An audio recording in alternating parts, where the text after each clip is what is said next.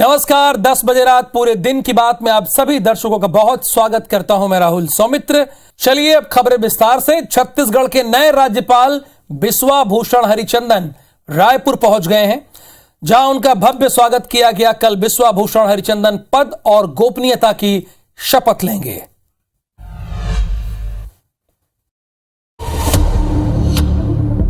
ये हैं छत्तीसगढ़ के नए राज्यपाल बिस्वा भूषण हरिचंदन, जो आज राजधानी रायपुर पहुंच गए। मुख्यमंत्री भूपेश बघेल ने हवाई अड्डे पहुंचकर उनका आत्मीय स्वागत किया। नए राज्यपाल को गार्ड ऑफ ऑनर पेश किया गया।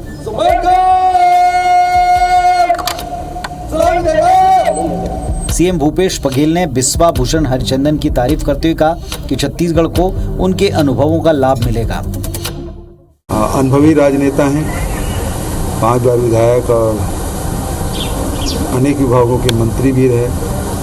चूँकि अनुभवी राजनेता हैं, मुझे पूरा विश्वास है कि छत्तीसगढ़ के हित में सारे फैसले होंगे और जल्द होंगे। कुछ इसी तरह नेता प्रतिपक्ष नारायण चंदेल ने भी नए राज्यपाल की तारीफ की।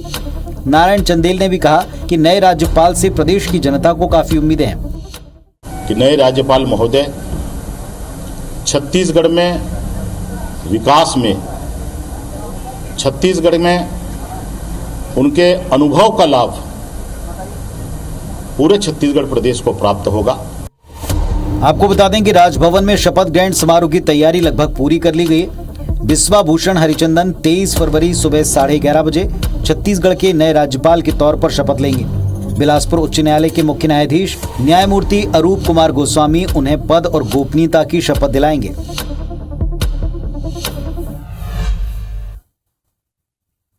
इधर बालाघाट में सीएम शिवराज सिंह चौहान ने पुलिस जवानों का सम्मान किया। शहर की पुलिस लाइन में आयोजित एक कार्यक्रम में सीएम शिवराज सिंह चौहान ने आउट ऑफ टर्न प्रमोशन पाने वाले 55 जवानों को बैच लगाकर सम्मानित किया। इस दौरान सीएम ने कहा कि मैं जवानों की वीरता, कर्तव्य निष्ठा को सादर प्रणाम करता हूं। नक्सलवाद के खिलाफ हॉक फोर्स और जिला पुलिस बल की कार्रवाई गर्व करने वाली है।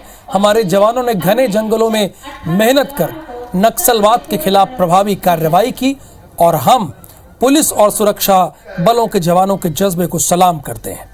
आपको बता दें कि 30 नवंबर 2022 को बालाघाट जिले के गढ़ी थाना क्षेत्र में नक्सलियों से हुई मुठभेड़ में हॉक फोर्स के जवानों ने 2 इनामी नक्सलियों को मार गिराया था।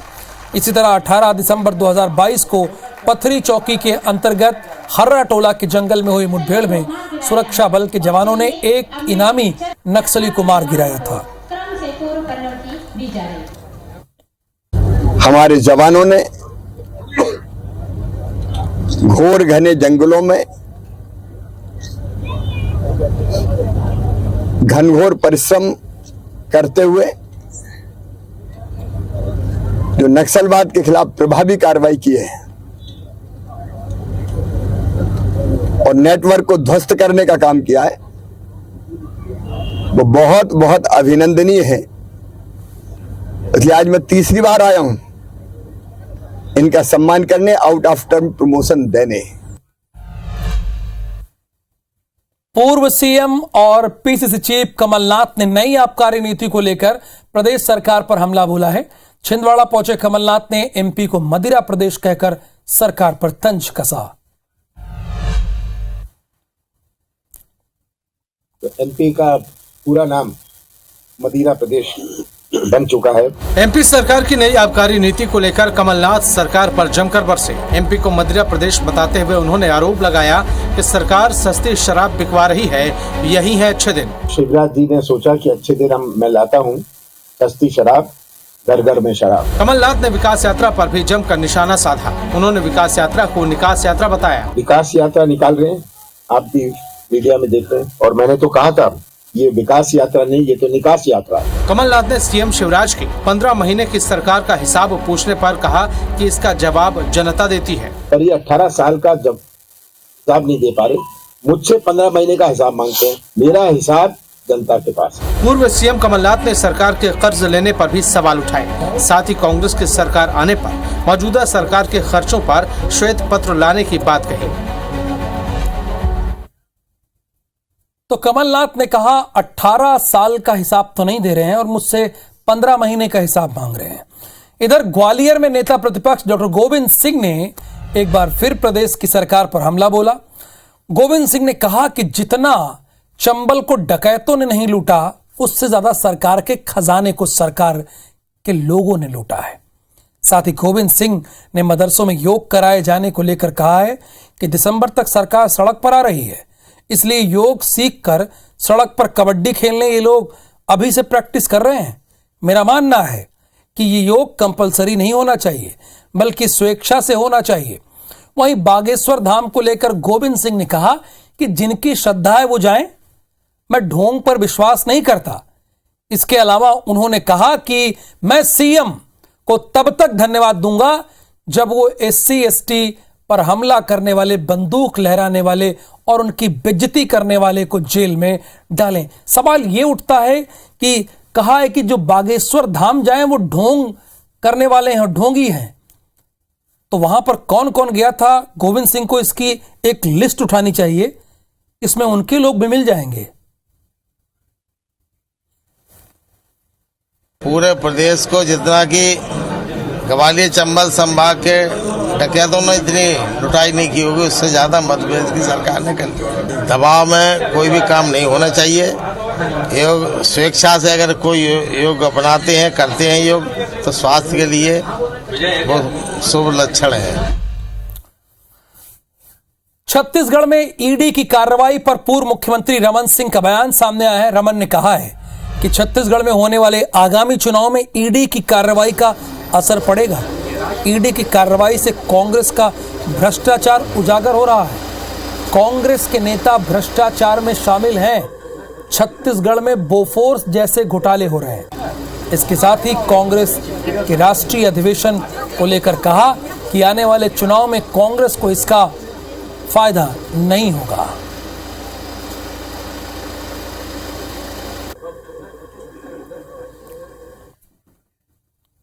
छत्तीसगढ़ के चुनाव में ये जो मामले चल रहे हैं ईडी और सीडी, उसका बहुत बड़ा इफेक्ट पड़ेगा। ये ईडी के भ्रष्टाचार के परत दर परत खुलते जा रहे हैं और लोग कार्रवाई में उसका रेंज बढ़ता जा रहा है। तो ये छत्तीसगढ़ की जनता को मालूम हो गया कि कितना बड़ा करप्शन हुआ है। पत्थल गांव के चिकनी पानी में प्रबल प्रताप सिंह जूदेव ने 36 धर्मांतरित परिवारों के 250 लोगों की घर वापसी कराई। जूदेव ने सभी के पैर धोकर पूरे विधि विधान से हिंदू धर्म में वापसी कराई। इस दौरान विश्व हिंदू परिषद के राकेश महाराज, डॉक्टर BL भगत समेत हिंदू धर्म के कई स्थानीय नेता और सैकड़ों की संख्या में स्थानीय ग्रामीण मौजूद रहे। भाजपा के प्रदेश मंत्री और ऑपरेशन घर वापसी के प्रमुख प्रबल प्रताप सिंह जूदेव ने कहा कि हिंदुत्व की रक्षा जीवन का एकमात्र संकल्प है। आज इतनी अधिक संख्या में लोगों की मूल धर्म में वापसी अच्छे संकेत है। और भारतवर्ष की प्राचीन संस्कृति, किसी राष्ट्र को खंडित करना है तो सबसे पहले उसकी सभ्यता, उसकी संस्कृति को खत्म करना होता है। वैसे ये विधर्मी धर्मांतरण करते हैं और सभ्यता और संस्कृति का नाश करते हैं। तो देश को खंडित करने का बहुत बड़ा षड्यंत्र है जो हम हर किसी पर बर्दाश्त नहीं करते। निरंतर घर वापसी अभियान अनवरत चलता रहेगा जब तक कि आखिर धर्मांतरित हिंदू पुनः अपने सनातन पूर्वजों से। छत्तीसगढ़ के पूर्व मंत्री दयाल दास बघेल इन दिनों सुर्खियों में है। दयाल की सास ने उन पर 4 एकड़ जमीन हड़पने का आरोप लगाया है। पूरे मामले पर दयाल ने सफाई दी है। सभी आरोप बेबुनियाद हैं, राजनीतिक षड्यंत्र रचा जा रहा है। बघेल ने कहा कि मामले में उन्होंने कानूनी सलाह ली है। वकीलों ने शिकायतकर्ताओं को नोटिस भेजा है। शिकायतकर्ताओं के ऊपर मानहानि का केस किया जाएगा। आपको बता दें कि पूर्व मंत्री के साथ राजवती बाई ने नांदघाट थाने में एक लिखित कंप्लेन की थी। वहीं मामले में बेमेतरा SP ने जांच करने की बात कही है।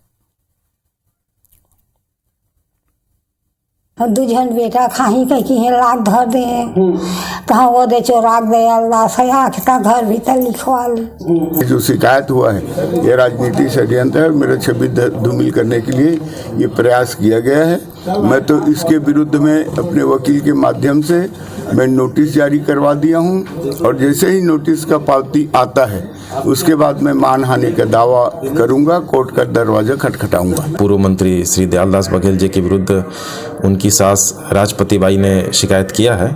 यह जमीन संबंधी एवं जमीन से धोखाधड़ी से संबंधित मामला प्रतीत हो रहा है। इस पर वर्तमान में थाना नांदघाट में जांच जारी है। जांच उपरांत इस पर वैधानिक कार्यवाही की जाएगी। छत्तीसगढ़ के मुख्यमंत्री भूपेश बघेल ने कहा है कि 2023 में होने वाले सभी उपचुनाव भाजपा बुरी तरह हारेगी, चाहे वो राजस्थान हो, छत्तीसगढ़ हो, मध्य प्रदेश या फिर कर्नाटक। उन्होंने ये भी कहा कि मध्य प्रदेश में तो मामा को जनता ने रिजेक्ट कर दिया था, लेकिन उन्होंने जोड़ तोड़ करके सरकार बना ली। इसके साथ ही रायपुर में होने जा रहे कांग्रेस के राष्ट्रीय अधिवेशन को लेकर मुख्यमंत्री ने कहा, यह गर्व की बात है, पहले कभी छत्तीसगढ़ में ऐसे आयोजन नहीं हुए। सभी कार्यकर्ता उत्साहित हैं और तैयारी में जुटे हैं। मुख्यमंत्री भूपेश बघेल ने नए राज्यपाल के शपथ से पहले ये उम्मीद जताई है कि वो छत्तीसगढ़ के हित में फैसला लेंगे और जो आरक्षण विधेयक समेत जो भी बिल राजभवन में अटके हैं उन्हें स्वीकृति देंगे। यानी जितने चुनाव होने वाले हैं 2023 में, छत्तीसगढ़ के मुख्यमंत्री ने कहा आम चुनाव, उसमें जीत जो है कांग्रेस की होगी।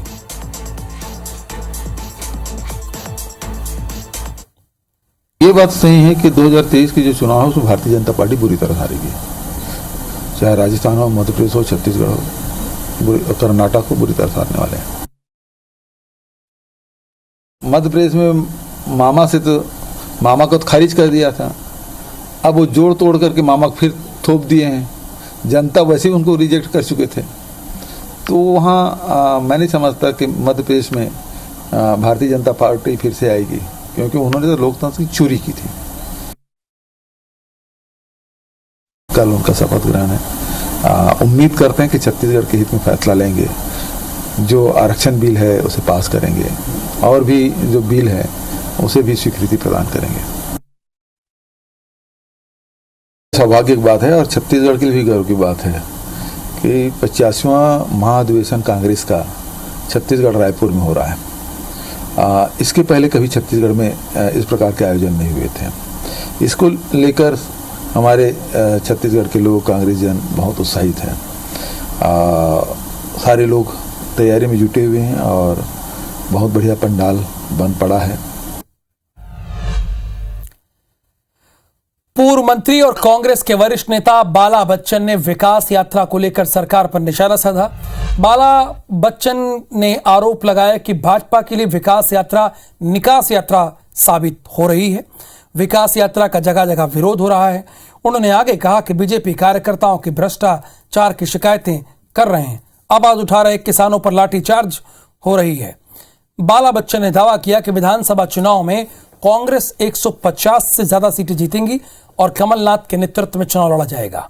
इसके अलावा रायपुर अधिवेशन के बाद इंदौर शहर कांग्रेस अध्यक्ष के नाम की घोषणा करने की बात भी कही है। ये भारतीय जनता पार्टी की प्रदेश की जनता के लिए विकास वाली यात्रा नहीं है। जहां तक कि मैं समझता हूं कि हमने जो देखा है और आप लोगों ने भी देखा है और अभी तक का जो जानकारी जो आई है, फीडबैक जो पूरे प्रदेश के सभी जिलों से, तहसीलों से और ब्लॉकों से और विधानसभा क्षेत्रों से जो जानकारी आई है कि जनता ने उसको निकास यात्रा के रूप बना दिया है और उसको भाजपा की फजीयत यात्रा बना दी है।